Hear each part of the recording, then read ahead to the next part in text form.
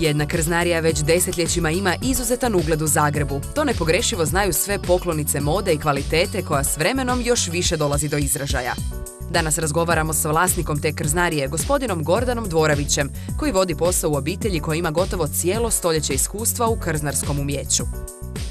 Kao što je moj otac slučajno postao krznar prije 60 i nešto godina, tako sam igrom slučaja, kao što je to ostalo u familiji, ostao ja, naslijedio obrt i tradicija ide dalje.